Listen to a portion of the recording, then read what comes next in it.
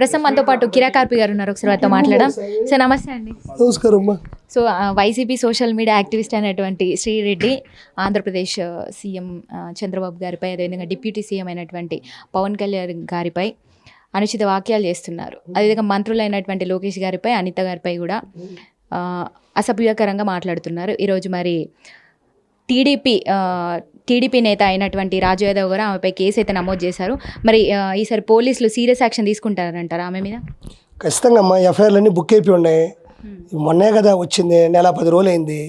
ఆ పాత కేసులన్నీ ఒక 50 మంది పెట్టున్నారు. ఓన్లీ కర్నూలులో పెట్టిందే కాదు, మొత్తం ఒక 50 కేసులు 100 కేసులు పైన ఉన్నాయి. నెల్లూరులో కూడా ఒక 4 ఉన్నాయి.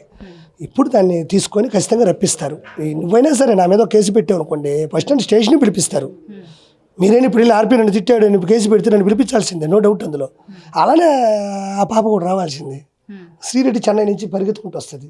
అంటే సామాజిక మాధ్యమాల్లో ఇట్లాంటి అసభ్యకరమైన వాక్యాలు చేస్తుందంటూ కూడా చెప్తారు. దాన్ని ప్రోత్సహించింది ఎవరు? ఇప్పుడు మీ ఇంటి అవతల ఒక చెట్టు ఉంది, మా ఇంట్లో కొమ్మ వచ్చింది. ఆ కొమ్మను నేను పెంచినట్ట? మొదలు ఎక్కడ ఉందా? వైఎస్ఆర్సీపీ ప్రభుత్వంలో ఉంది ఆ మొదలు. కాదు, కొమ్మలు మాకు వచ్చినాయి, మేము ఆ కొమ్మను కొట్టుకుంటూ మొదలు లేపాలి. ఇప్పుడు ఎవరైతే ఆమెకి సపోర్ట్ చేశారో వైసీపీ వాళ్ళు, మరి శ్రీరెడ్డి వల్ల వైసీపీ పార్టీకి చెడ్డ పేరు వస్తుందని ఆవేదన వ్యక్తం చేసినటువంటి వైసీపీ పార్టీలోని కొందరు నేతలు కావాలని శ్రీరెడ్డి మాయమాటల్లో పడి పార్టీ ప్రతిష్ట తీశారని ఆవేదన వ్యక్తం చేస్తున్నారు. కరెక్టే. ఇప్పుడు తెలుసుకుంటే సంతోషమే. 100% అక్కడ జరిగింది ఏంటంటే నిజమబ్బా. ఆ బుద్ధికి వచ్చి ఆ ముందు నుంటే ఇంకొక 2 సీట్లు వచ్చి ఉండేటివి, 13 అయి ఉండేటివి. ఆ బుద్ధి ఆ ముందు అన్న కొంచెం పశ్చాత్తాపడి ఇంకో 2 సీట్లు వచ్చినట్టు వైఎస్ఆర్సీ ప్రభుత్వానికి. కేవలం పార్టీ నాశనం అయిపోవడానికి రీజనే శ్రీరెడ్డి, కేవలం శ్రీరెడ్డి. ఫస్ట్ శ్రీరెడ్డి, ఆ తర్వాత వైఎస్ఆర్సీపీ అరాచకాలు, పథకాలని ఉల్లంఘించడం, ఏదో మద్యపాన నిషేధం చేస్తాం, లేకపోతే మెగా డిఎస్సీ పెడతాం, ఇలాంటి ఎన్నో ఉల్లంఘించడం, హత్యా రాజకీయాలు, వీటన్నిటి వల్లే పోయింది.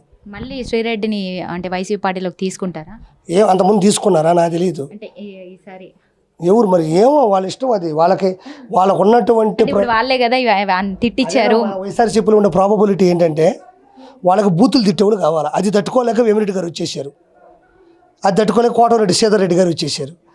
మరి శ్రీరెడ్డి కావాల్సినటువంటి పోషక పదార్థాలు ఆవిడ దగ్గర ఉన్నాయి, బూతులు నిండుగా ఉంటాయి కాబట్టి ఆవిడ వదలరు. వీళ్ళు వాళ్ళంతా వదలరు. మరి ఇప్పుడు పార్టీ నేతలే చెడ్డ పేరు వస్తుందని చెప్తున్నారు. బయటకు వచ్చి కదా చెప్పాలా? లేకపోతే బయటకేంది? జరగాల్సిన నష్టం జరిగిపోయింది, ఇంకెప్పుడు ఆ పార్టీ కూడా రాదు.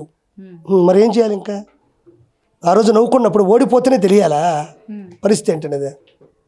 మరి ఇప్పుడు అంటే చెన్నైకి వెళ్ళి కూడా ఆమెను ఖచ్చితంగా అరెస్ట్ చేస్తామని చెప్తున్నారు పోలీసులు. అరెస్ట్ చేసేటువంటి అవకాశం ఎంతవరకు ఉందంటారు? ఆవిడ చెన్నైలో ఉందో లేకపోతే ఏమన్నా కర్ణాటకలో ఉందో, మరి ఏమన్నా నెల్లూరులో ఉందో అనేది మనకు తెలియదు. కాకపోతే యాడుంటే ఆ నుంచి పట్టుకొని వస్తారు, సిగ్నల్ ట్రేస్ చేస్తారు, లేకపోతే ఇంతకుముందు ఎక్కడ సిగ్నల్ ఆగుందో చూస్తారు, లేకపోతే ఫోన్ చేస్తారు, రాకపోతే ఈడ్చుకొని వస్తారు. అందులో నో డౌట్. అది నేనైనా ఎవరినైనా ఉపేక్షించేది ఉండదు, అదే విషయం. Okay, thank you so much.